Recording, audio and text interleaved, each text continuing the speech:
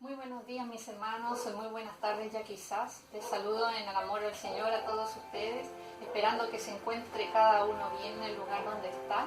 La palabra que el Señor tiene para tu vida se encuentra en el libro de Proverbios, el capítulo 5. Esta palabra en primera instancia golpeó duro a mi vida, porque uno empieza como a cuestionarse de su proceder diario, la verdad. Pero uno confía en que el Señor sabe lo que necesito y sabe lo que tú necesitas y cuál es tu diario vivir, y por algo el Señor a veces da palabras muy dulces y otras veces son palabras más duras y son de corrección. Así que antes de proceder a leer, vamos a orar delante del Señor, mis hermanos. Señor, a través de tu Hijo Jesucristo, presentamos delante de tu presencia, Señor. Dios mío, tú sabes que quiero ser instrumento de tus manos. Esta no es mi palabra, es tu palabra. Yo no quería compartir esto si fuese de mi gusto, Señor bendito, pero tú eres el que conoce, Señor, a mis hermanos a profundidad. Sabes lo que ellos necesitan oír, Señor, y te pido de ser instrumento en tus manos, que tu Espíritu Santo fluya a través de mí y hable a sus corazones, Señor, que tú hables a sus corazones en el lugar donde se encuentren, en el trabajo, en la casa, sea que estén en la calle, Señor. Dios mío, habla a sus vidas y que esta palabra haga, Señor, el cambio, Señor, si es que hay algo que debe ser corregido, Padre. Gracias, Señor, por ser tan bueno y por hablar, Señor, a tus hijos, por hablarnos a tu pueblo. Te alabamos, Señor, porque tú te lo mereces, en el nombre de tu Hijo Jesucristo. Amén. Mis hermanos, el libro de Proverbios entrega frases, mensajes, moral sobre la vida práctica de todos los días, y específicamente este capítulo 5 son amonestaciones, son advertencias o dichos en contra de la impureza. Así que comencemos a leer versículos 1 y 2. Hijo mío, está atento a mi sabiduría y a mi inteligencia, inclina tu oído, para que guardes consejo y tus labios conserven la ciencia. Luego, avanzando a los versículos 3 al 14, es una serie de advertencias contra las relaciones ilícitas, como en el fondo hace un llamado a cuidarse. Porque los labios de la mujer extraña destilan miel, y su paladar es más blando que el aceite, mas su fin es amargo como el ajenjo, agudo como espada de dos filos. Sus pies descienden a la muerte, sus pasos conducen al Seol, sus caminos son inestables, no los conocerás, si no considerares el camino de la vida. Ahora pues, hijos, oídme, y no os apartéis de las razones de mi boca. Aleja de ella tu camino, y no te acerques a la puerta de su casa, para que no des a los extraños tu honor, y tus años al cruel. No sea que extraños se sacien de tu fuerza, y tus trabajos estén en casa del extraño, y gimas al final cuando se consuma tu carne y tu cuerpo, y digas: ¿cómo aborrecí el consejo, y mi corazón menospreció la reprensión? No oí la voz de los que me instruían, y a los que me enseñaban no incliné mi oído. Casi en todo mal he andado, en medio de la sociedad y de la congregación. Luego los versículos 15 al 19 nos habla más bien de un remedio a lo que leímos anteriormente para aplicarlo. Bebe el agua de tu misma cisterna y los raudales de tu propio pozo. Se derramarán tus fuentes por las calles y tus corrientes de agua por las plazas. Sean para ti solo y no para los extraños contigo. Sea bendito tu manantial y alégrate con la mujer de tu juventud. Como sierva madre y graciosa gacela, sus caricias te satisfagan en todo tiempo y en su amor recréate siempre. Luego los versículos 20 al 21 son más bien una reflexión. ¿Y por qué, hijo mío, andarás ciego con la mujer ajena y abrazarás el seno de la extraña? Porque los caminos del hombre están ante los ojos de Jehová, y él considera todas sus veredas. Y los últimos dos versículos son un castigo por el tema de la relación ilícita. Prenderán al impío sus propias iniquidades, y retenido será con las cuerdas de su pecado. Él morirá por falta de corrección y errará por lo inmenso de su locura. Cuando el Señor me entregó esta palabra, tanto para mí como para toda la iglesia, al principio me asusté porque dije, Señor, ¿será que en medio de tu pueblo hay algún esposo que quiera engañar a su esposa o quiera mirar para el lado, esté pensando en hacerlo, esté deseando quizás hacerlo? Porque la palabra del Proverbio capítulo 5 es muy explícita acerca de un hombre, ¿cierto?, que se le está diciendo que no se acerque a la mujer extraña, en el fondo para pecar con ella, dejando su relación matrimonial. Entonces el Señor me hacía ver que no solamente esto también es explícito, así tal cual dice aquí para su pueblo el día de hoy, sino que también es a la inversa, también hace un llamado a ustedes, las esposas, a mantenerse fiel a sus maridos, a cumplir con lo que el Señor manda, como nos dice desde el versículo 15 al 19, y habla del remedio que dice, bebe de tu misma cisterna. En el fondo es cultivar la relación matrimonial. Pero a la misma vez yo, orando al Señor, le decía, ¿será que solamente es un tema para los matrimonios esta palabra? ¿Y qué he de hablar a todas las iglesias, al resto de la iglesia, a los niños, a los jóvenes, ¿cierto?, a los que están solos? No van a recibir esta palabra. Entonces, sin dejar de lado, primeramente, que esto va a los matrimonios, para que tomen conciencia, mis hermanos, yo no sé la vida de cada uno de ustedes, pero el Señor está haciendo algún atajo en alguno de ustedes. Guárdense, mis hermanos, y obedezcan al Señor antes que sea tarde. Y por el otro lado, el Señor también me daba otra interpretación, que esto sí abarca a toda la iglesia. Si se han fijado, mis hermanos, en las palabras que el Señor ha dado a lo largo del tiempo en este periodo de pandemia, al principio eran como de conocimiento, de tener al Señor por sobre todas las cosas, y que todo el mundo sea por pérdida en relación a Cristo. Luego empezaron a haber muchos mensajes de ánimo, de fortaleza, de hermano, el Señor está contigo, el Señor te guarda. Muchos mensajes entre todos los que ha entregado el hermano Juan, Paulina, Anita, hermana Fanny, etc. A todos mis hermanos hubo un periodo así. Pero desde el devocional que entregó nuestra hermana Paulina hace 2 miércoles, me parece, ya el Señor no está hablando o dando palmaditas a su pueblo de fortaleza, ánimo, vamos que se puede, sino que ahora Él está haciendo un llamado, está haciendo corrección. La palabra que nuestra hermana Paulina nos entregó en ese devocional hablaba de no evitar la corrección del Señor. Luego, cuando el hermano Marco entregó su palabra el día domingo en el culto que fue en vivo, también él hacía una especie de corrección para el pueblo y de seguir el camino del Señor. A continuación, nuestra hermana Fanny, en otro devocional, también nos hacía un llamado a velar, a esforzarse en la comunión con el Señor. Entonces el Señor, algo está pasando en medio de nosotros, de su pueblo, que el Señor está haciendo unas correcciones. Por eso digo, Él lo ve todo y Él sabe nuestro diario vivir, y por algo Él está entregando esta palabra. Quizás, como decía, en un momento, pero aún así esta palabra no me hace hincapié, dirá más de alguno. ¿Cómo aplico esta palabra a mi vida? En el caso de los chicos, de los adolescentes, ¿cómo yo aplico esta palabra a mi vida? Por eso vamos a suplantar, solo en algunos versículos, las palabras que hacen alusión a la mujer o que hacen alusión al varón por palabras que nosotros más entenderíamos en un contexto de iglesia o de nuestro diario vivir. Si nos vamos al versículo 7, dice: ahora pues, hijos, oídme, y no os apartéis de las razones de mi boca.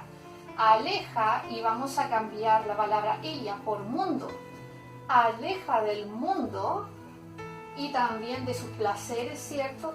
Tu camino, aleja del mundo tu camino, y no te acerques a la puerta de su casa, para que no des a los extraños tu honor y tus años al cruel, no sea que extraños se sacien de tu fuerza y tus trabajos estén en casa del extraño, y gimas al final cuando se consuma tu carne y tu cuerpo, y digas: ¿cómo aborrecí el consejo? Y mi corazón menospreció la reprensión. No oí la voz de los que me instruían, y a los que me enseñaban no incliné mi oído. Si hacemos este ejercicio de reemplazar todo lo que se refiere a ella con mundo, con el mundo y todas las cosas que te alejan del Señor, que te distraen del Señor, y todas las partes donde habla del varón que va en busca de la mujer, lo reemplazamos por nosotros mismos, le daremos totalmente un sentido a esta palabra. Vamos un poco a desarrollar la idea yendo a 1 de Juan, el capítulo 2, versículo 6, que dice: el que permanece en él debe caminar de la misma manera que él caminó. El cristiano debe caminar como él caminó. Pero luego quizás tú dirás: pero hermana, ¿cómo puedo yo caminar como Jesús caminó, como él anduvo? Él era Dios y yo soy hombre, y yo soy como soy, yo no cambio, así soy yo, bien parado. Hay una ilustración que puedo darte para explicar lo que quiero decir, tomada de un predicador que lo vivió y lo contó.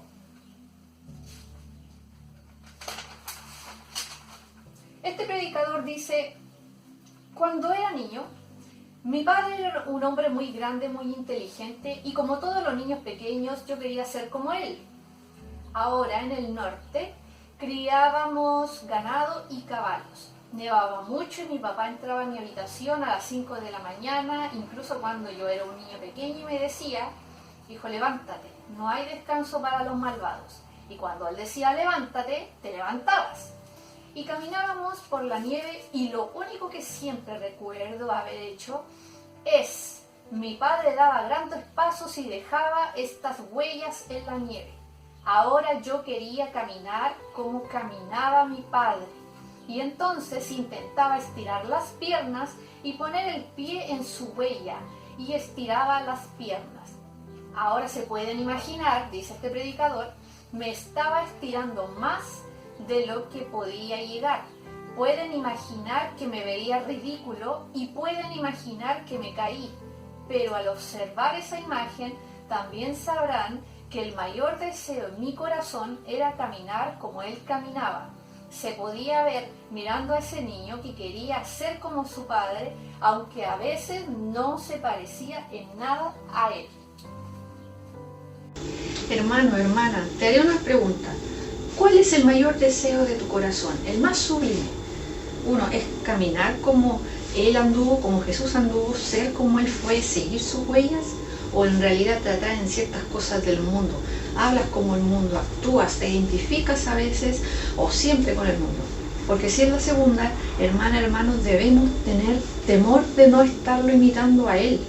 En 2 de Corintios 13:5, Pablo se dirige a una iglesia que decían seguir a Cristo, pero había muchos carnales en medio. Y Pablo, la primera pregunta que les hace no es cuándo invitaron a Jesús a entrar en su corazón, ni acerca de su experiencia de conversión.